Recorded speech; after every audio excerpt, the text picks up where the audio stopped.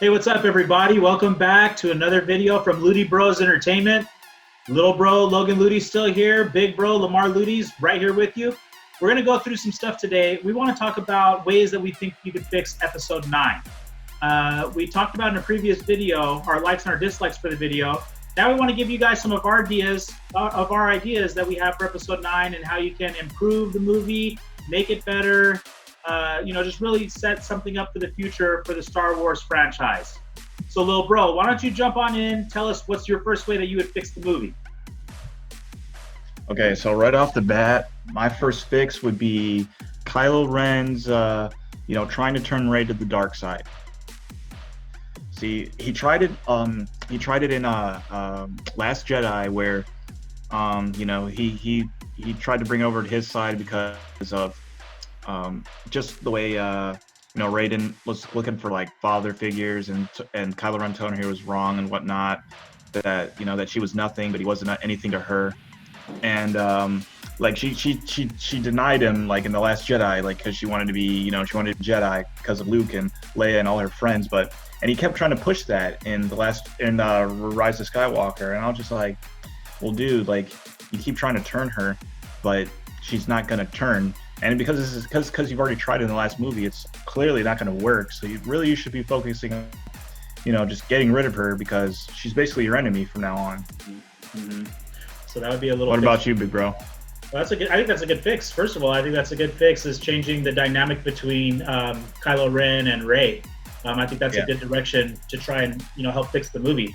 My first fix for the movie, just keeping it in the realm of Episode 9 alone, I would fix Rey's training scene that she had with Princess Leia, or General Leia, however you want to identify the character. I think that it would be a good idea to have, while she was out training, maybe give her a Force vision, maybe have her meet with the Force Ghost.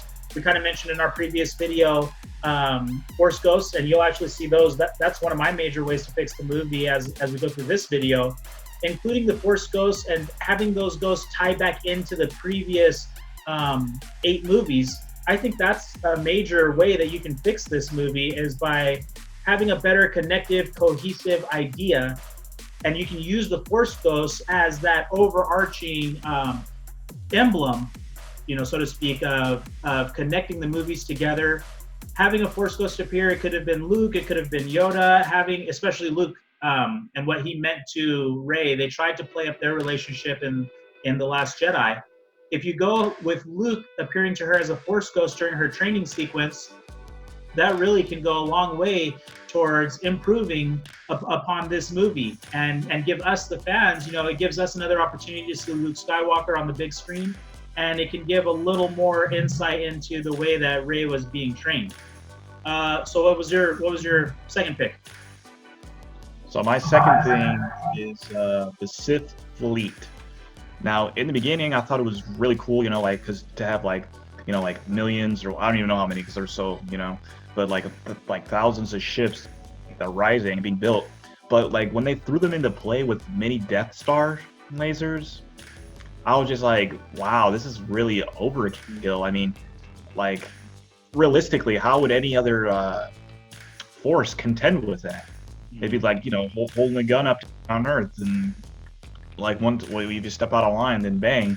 And I was just like, dang, man, like you're trying to recreate Death Stars and really almost all the movies, all these new movies. Like, even though Last Jedi's wasn't so much, I mean, it just destroyed a base. But I was just like, man, that's real way too much for this type of movie. Like, I would have been fine. Like, just having thousands of ships alone is enough of a threat. Like, I think that felt like they kept trying to like up the ante, up the threat, so that way to push the heroes to if we don't attack now, then this is it. But right. I think that's one of my mains. I think that's a good observation on your part. I think that, and this wasn't on my original list, but to piggyback off what you said, you have a situation where you have an entire fleet, and then it's once again one shot, one kill to destroy the entire fleet. As it doesn't make sense. From a point of view of, okay, we've seen one Death Star, we've seen 2 Death Stars, we've seen a entire planet, in the 7th episode, get destroyed with one shot, one kill. Why?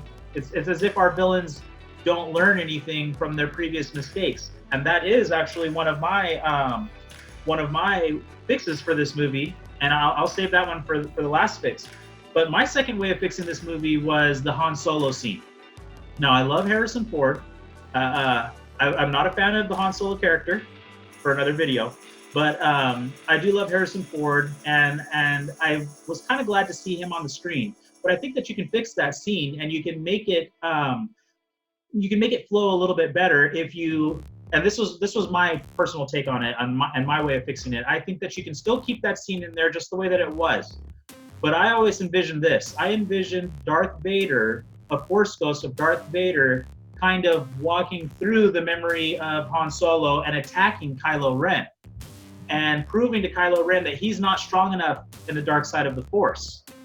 And then you have that Force ghost shift into Anakin Skywalker, and he tells him, maybe something along the lines, but you are strong enough in the light side of the Force, and helping guide him, taking those first steps of redemption. I thought that would be a major fix for this movie. I do understand that the relationship between Ben Solo and Han Solo is key. I understand that. But for the overarching effect of a Star Wars movie, we've got to have Anakin. He is the true chosen one. And I know Disney tried to go a direction that it wasn't Anakin who's the chosen one, but you know what? It is Anakin. It is Anakin. We've been taught that for years. We've been told that for years. We've been told that through all the Clone Wars content that Disney's putting out, that Anakin Skywalker is the chosen one. And I think that scene, if you add in some elements there, once again, of a Force ghost, you can really fix and save a lot in that scene. So, Lil Bro, why don't you hit us with your third pick? All right, my third pick, and there's so many to choose from this movie. It was the lightsaber fighting. There was three fights between Rey. Well, yeah, I think three fights between Rey and Kylo Ren with their lightsabers. The first one when they're like, or actually no, I think it's just two between them. The one when they're Force communicating when he's on the planet and she's in his quarters on his Star Destroyer. That one was all right. It was kind of set up. But the last one in on the Death Star ruins in the ocean, it lacked with just the swords play. Really, I thought it was just too slow. Maybe that's just because I'm a real big prequel fan with their fights. But it was just too slow. I mean, I think they're trying to throw it back to the originals. And the music, I don't even think, the music was awful for that fight. And it's really weird to say for a Star Wars film because the music is really always on key. Okay. But I can't even remember if there was music really, which was weird. And it's I don't know. It just didn't really excite me because every time I watch, 1, 2, even really most of the movies, I get really excited for their fights, for their lightsaber fights, because that's what we get to see. That's one of the main attractions for a Star Wars movie is the lightsabers. Right. And it just wasn't up to my standards. Okay. You know what? I do agree with you. I felt like, and this goes for the whole sequel trilogy. I'll just say this really quickly. The lightsaber battles, especially if you're comparing them with what we saw in the Revenge of the Sith episode 3, those lightsaber battles were lacking. They were lacking. Now this is kind of interesting. Ludy Bros have a little disagreement. I think the music was good. I do think the music was good. Really? I'm eventually going to have to sit down, and I don't really want to do this, but eventually I will have to sit down and watch the movie again, especially once we launch our Breaking in a Newbie series. Make sure that you guys are tuned in with that notification bell on. You're going to want to see that. We're going to be Breaking in a Newbie, introducing someone new to the Star Wars universe. So I will eventually have to sit down and watch the movie again, and I'm going to be taking notes, little bro. I'm going to be taking notes on that specific scene. I'll take notes with you. Okay, sounds good, man. I'll take notes with you. Well, for my final fix, and like my little bro said, that there's plenty that we could choose from. For my final fix, though, I thought that the final battle between Palpatine and Rey, I'm a dark side lover. I love the dark side of the Force. Hey, Emperor, how many times are you going to shoot your Force lightning and get it sent back at you, reflected back at you, and you're not going to learn from that? I mean, come on, you're the smartest. You're conniving. You plotted for years and years.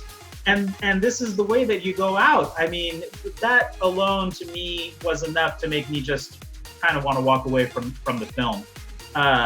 He's doing it against Mace Windu. He's getting reflected back on him, and that'll be for another video if he was setting Anakin up or not. But as far as this one goes, he's shooting it at Rey. It's like he can't cut it off. I don't know. I'll have to check the novelization to see if there's some hidden thing going on behind the scenes that Disney decided not to put on the big screen and save for another media, which we talked about in our previous video of Disney's MO on doing that. But for me, I was hoping to get more out of that last battle, especially this is the culminating film for 9 episodes. This is how you're going to send away the Skywalker saga. In all your trailers, you're marketing it as such, the final episode for an epic saga.